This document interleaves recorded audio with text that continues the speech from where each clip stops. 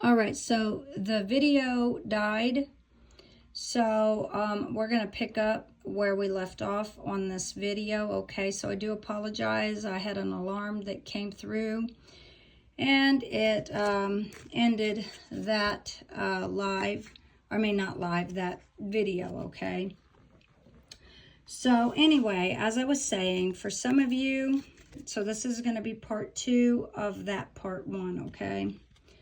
So yeah, you don't realize it. For some of you, you're sabotaging your own life, okay? Some of you guys just need to let your guard down. Take the blindfold off and just live your life, okay, without the suffering and pain in your life. Yeah.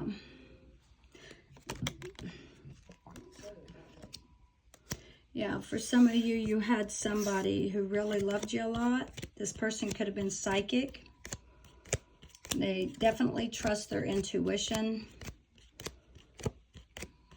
They could be somebody who reads cards, who knows. But yeah, let's see. And they're very discerning as well. So let's go ahead and see. Let's go ahead and get these real quick. Well, we got the player at the bottom of the deck. So we're going to go ahead and see the spiritual side of these cards, okay? All right, here we go. We're going to start here with the 6 of Cups, okay? All right, so this is perspective. Looking beyond hope. Trusting God's will. The image on the 6 of Cups card is of a man who has fallen into the hands of the enemy. The verse on the card reminds us to not fear death or suffering humans can inflict, or the suffering humans can inflict on us, like pains from the past or childhood trauma. Our trust and faith should be in God and in His judgment. Although on earth it may appear that the evil prosper, but appearances can be deceiving. The evil are not actually prospering, but are committing acts that will ultimately seal their fates. The faithful may be led away as sheep to the slaughterhouse. Romans 8:36. But they will find victory in their death. Life is but a test to see if we will choose good or evil.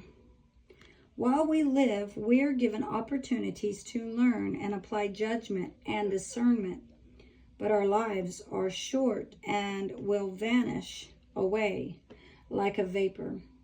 The purpose of life isn't to live long, but to live well. Our deaths do not represent destruction, but completion of our trials. As Paul stated, to die is a gain. Philippians 1:20 through 22. We have nothing to fear in death. If this card is reversed, it might represent a lack of perspective, a feeling of fear or not understanding one's purpose in life. Related scripture is Matthew 10:28, James 4:13 through 15.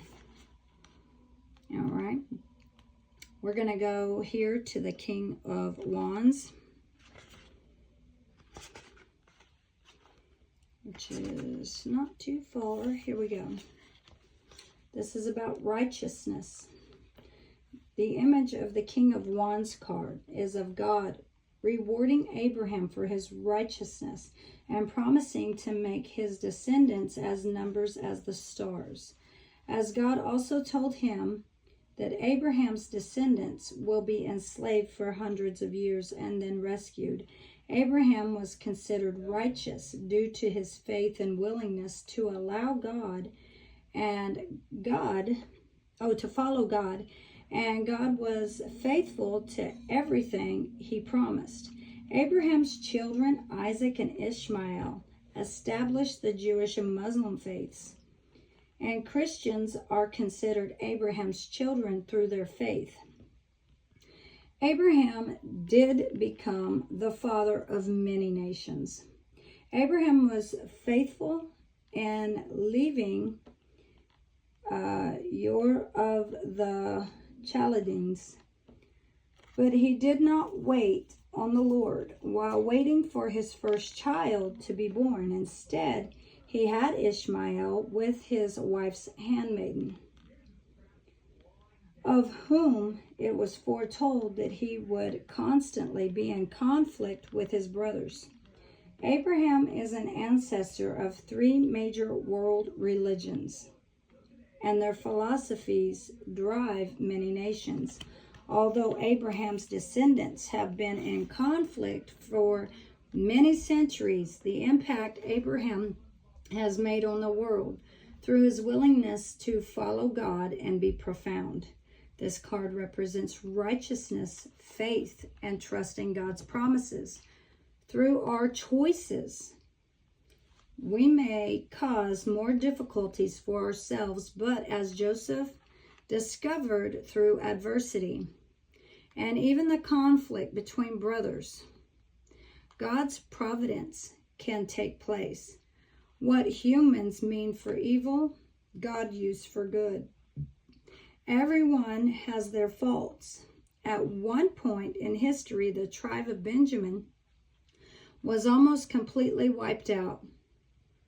But had they not survived, Paul the Apostle would not have been born, and the Gentiles would not have learned about God. I do not have anything good to say about Judah or his sons. But if Tamar had not out-strategized them, neither Jesus nor King David would have been born. The message of this card is to trust in God and wait for his will. God is faithful and will fulfill his promises, even if we grow impatient and make things worse through our decisions. We must remain tolerant of others and realize that even in conflict results, God can use it to bless us or the world. If this card is reversed, it might represent a lack of trust in God's plan. Genesis 15:5-21. And then we have the Four of Wands. All right, right here. All right, this is defiance and resistance, okay? And this card is in the reverse, so bear with me. This one's pretty long, okay? So let's go in depth about this.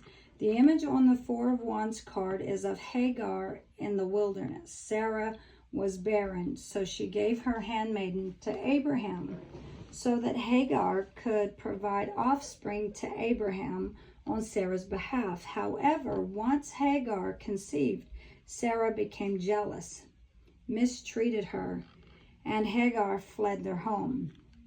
The angel of the Lord found Hagar in the wilderness and convinced her to return to Abraham and Sarah. The angel told Hagar that she would bear a son who would constantly be in conflict with his brethren.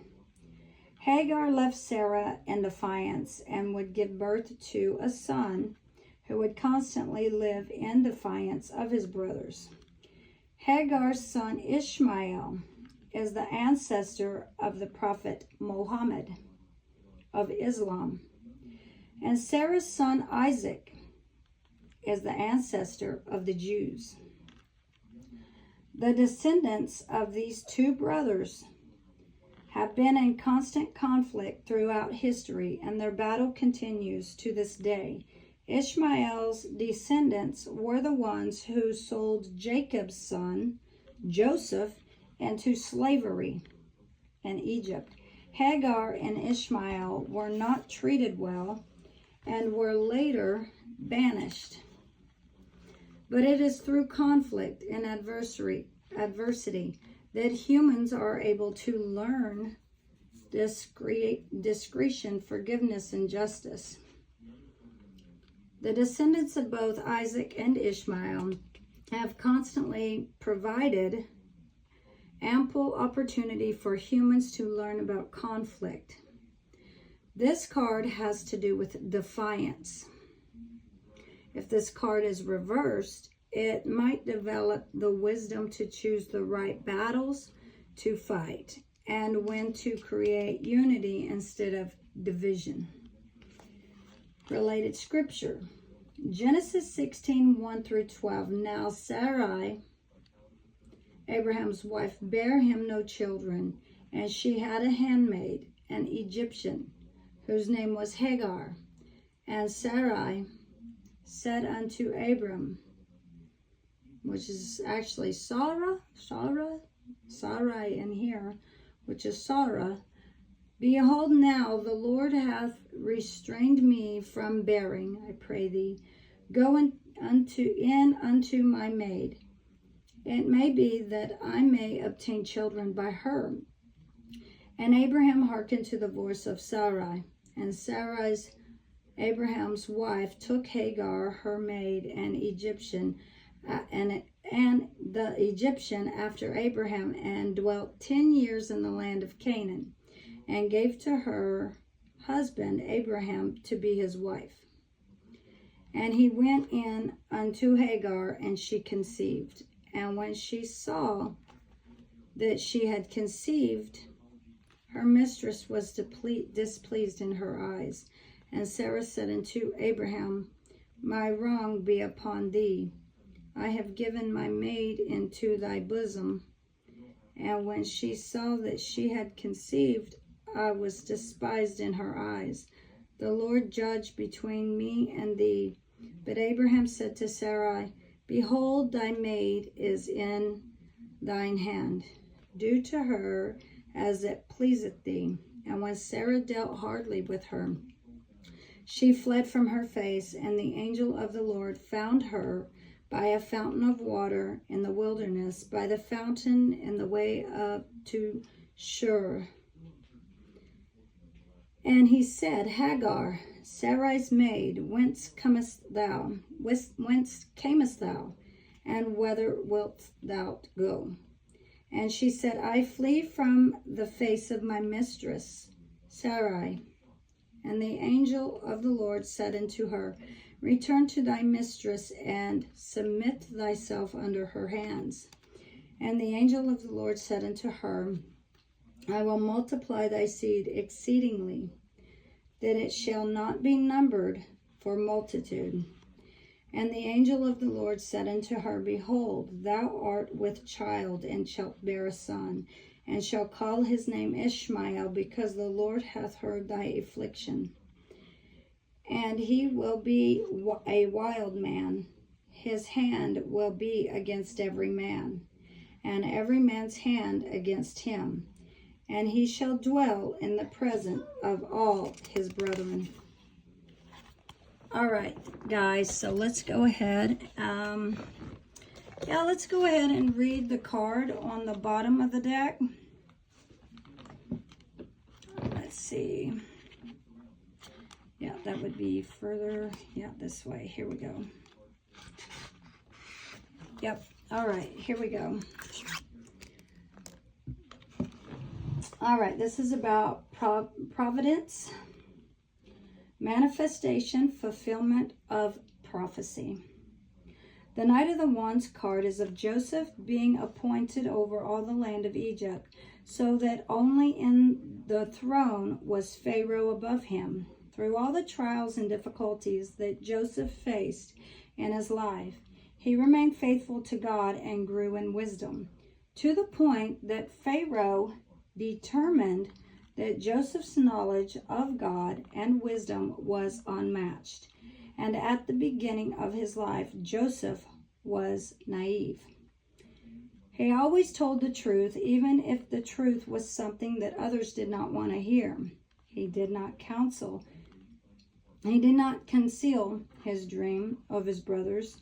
One day, bowing down to him, and his honesty worked against him, leading him to being sold into slavery. As a slave, Joseph proved to be a good steward in his master's house. And his unwillingness to compromise his integrity led him to resisting his master's wife's attempt to seduce him, which resulted in him being put in prison. While in prison, he proved through his efforts to be a trusted steward. He interpreted the dreams of 2 other prisoners and told them the truth. Regarding the interpretations, he did not try to deceive them or manipulate them to his advantage, but openly stated, "Remember me when it is well with you